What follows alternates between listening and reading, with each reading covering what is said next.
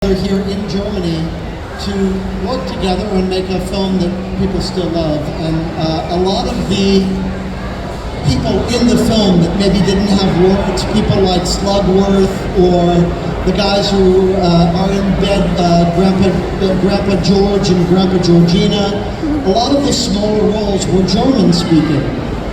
And I'll just say one more thing. When we're going into the front of the factory and the gates are there and we have to run through a whole group of people and they're all waving flags, those are all Germans. They're from Munich. So it was Munich in 1971. Thank you, Julie, this one's for you. We all want to know how it was working with Gene Wilder, Jack Albertson, and the rest of the cast. So what was it like working with Gene and Jack and the rest of the cast? Well, as a 12-year-old, you're not hugely impressed by fame, are you? I mean, I didn't know who they were. I was probably more impressed by working with Roy Kinnear because I'd seen him in the Beatles movie, so I knew who Roy Kinnear was. And the woman who played my mother is a very famous British comedian, Pat Coombs, and she doesn't even get a named credit. But I remember I'd seen her in so many TV shows that I was a bit starstruck by Pat Coombs and Roy Kinnear. But Gene and Jack and everybody else, lovely. But back then, 1970, as Paris said, pre-mobile phones, pre-streaming, pre-anything else.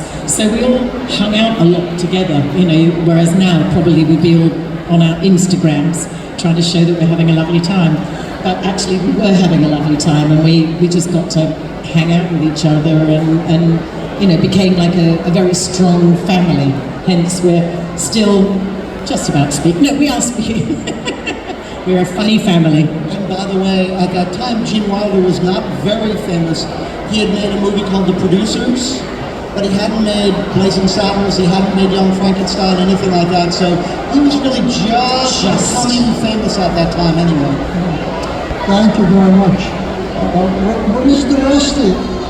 Did you audition? Did you audition? Did you audition for the part of Oompa Loompa? Did you audition? No. That's how you got the part, because they were looking for short people? Yeah, the rest of you can't hear Somebody it. put a microphone. Not working. Give him a mic. No, it's gone. Sorry, working on it. Try again. Hi there. Kind of ordinary. Yeah, no, I didn't have to audition. I was on a show, Christmas children's show. Poor guy's shirt. All the short movie. And then I got a phone call from one of them on the show. We're doing a movie. Do you want to be in it? I said, yeah, of course. I've done a movie before. And they said, well, I said, what do we have to do for the audition? They said, there's no audition. Your height is what they want. Okay, but it's filmed in Germany, in Munich. So they're flying me over to Germany with 9 other little people. You all are going to be called Oompa So that's how we went. Over to Germany, met the other guys, 8 guys, 1 girl. There we go. And if I can add in, as Rusty just said, there were 9 fellas and 1 lady, Pepe. She was French, but you were all different nationalities. So we had German, Turkish, French, Maltese, German, British. yeah. So it was very difficult.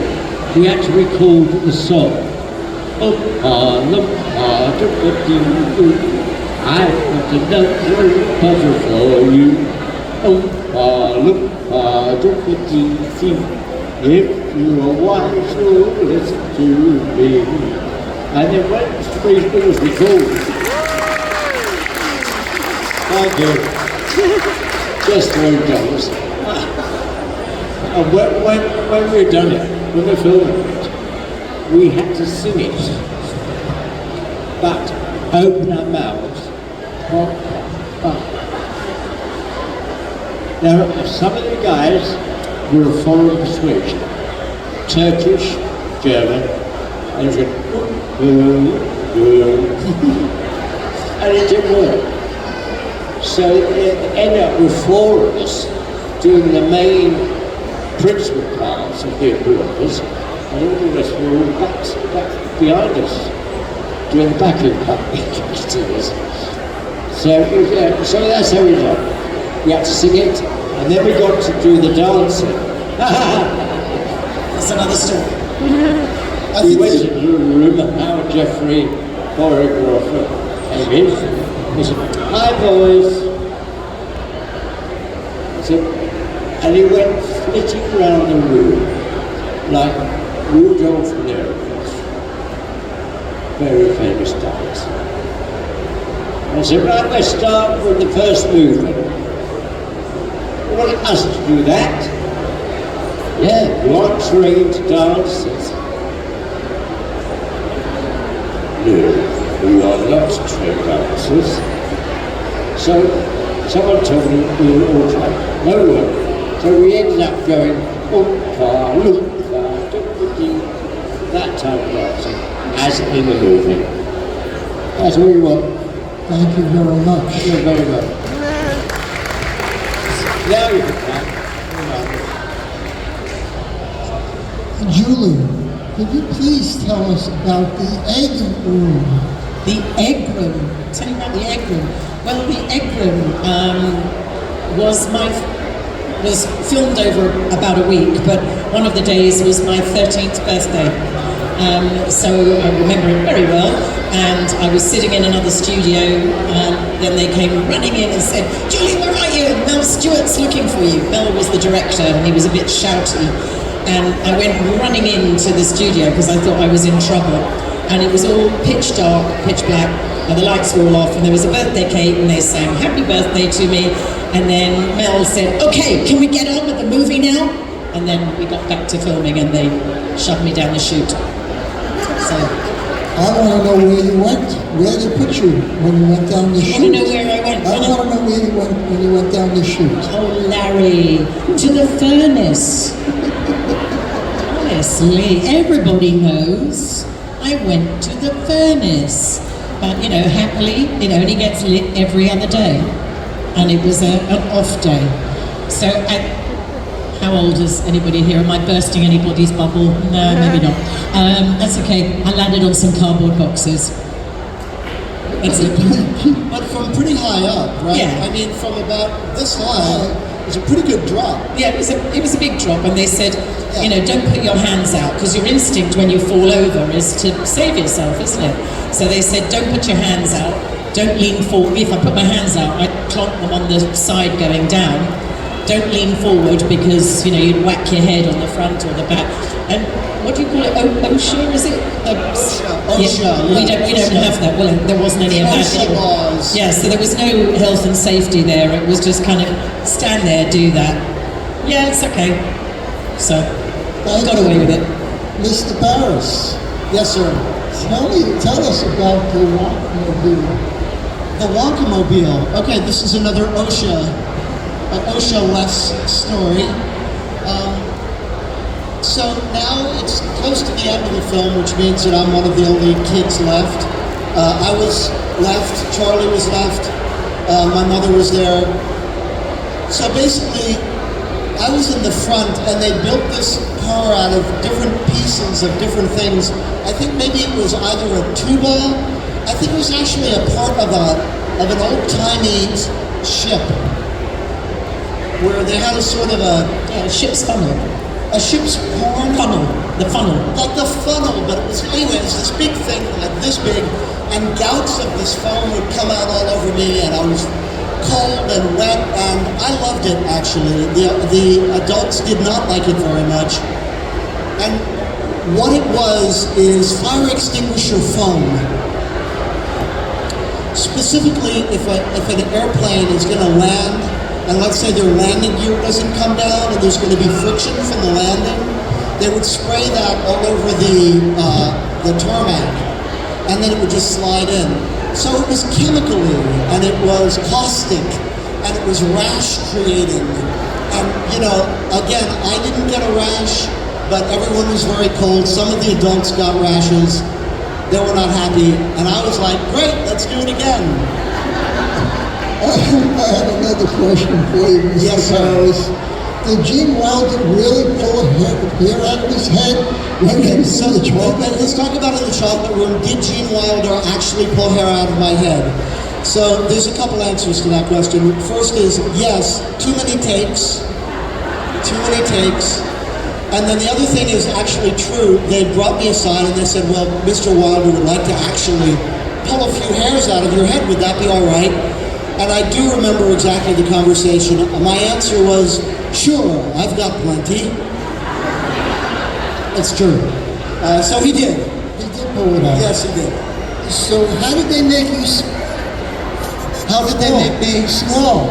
I'm getting all the questions now. Okay. So, this one's a bit complicated. As you know, at that time, there was not a lot of CG, right? They didn't do a lot of CG.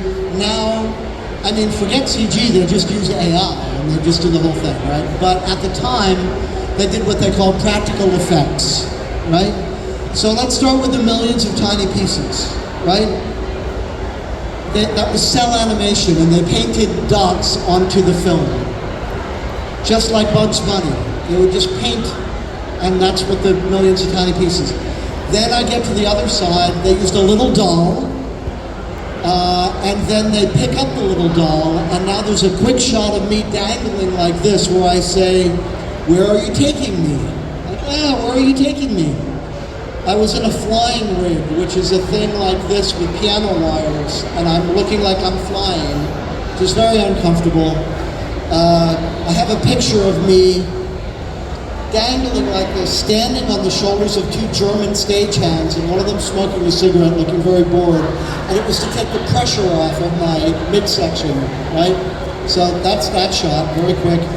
Then they did a quick shot, a turnaround shot of me very small, and my mother's face very big, and that was superimposed. But they had a big thing for me to walk around on. They had a very large TV, and I was walking back and forth and saying, oh, you know, millions of tiny pieces and all this stuff. The last thing, they pick up the doll, and they put it into her purse, and her purse, she's swinging around like this. And you can't really hear it, but I'm actually talking about all the things I'm doing inside the purse. So I'm saying, I've got your lipstick, and I'm spreading your lipstick everywhere, and I'm bending your comb, and I'm doing like all this stuff, and all you can really hear is the VO of me saying, but there's a whole world inside the purse. That's what they do. Mr. Rusty, Mr. Larry. tell me about the waterfall and the chocolate river. Oh yes. The river. People keep asking me, even up to today, was that real chocolate? No. Like the German guy Michael Buller, who played Augustus Gould, who had to fall in it, would say, "Name, it was stinky Wasser." Because we were putting real cream and real sugar into it in the opening song. But the crew were putting their cigarette ends in it, their rubbish, just pouring in it. Now we're in a waterfall, hot lights, so it's all melting, all churning up. Suddenly it all stopped moving. Because it's gauged up with the sugar, cream, cigarette ends, and everything else like floating in it. So we had to have a couple of weeks off while they drained the river. And then of course they had to recolour it.